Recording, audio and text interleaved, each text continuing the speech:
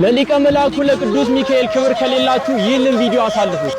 ስለ ሊቀ መላኩ ስለ ቅዱስ ሚካኤል ብላችሁ የተዘጋውን ደጅ አስከፍቱልን።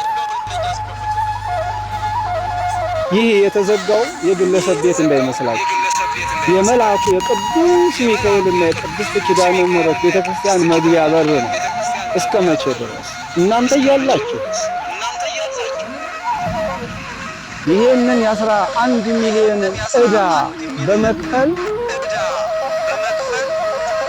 ሊቀ መላኩ ቅዱስ ሚካኤል ውለታ ይዋልላችሁ።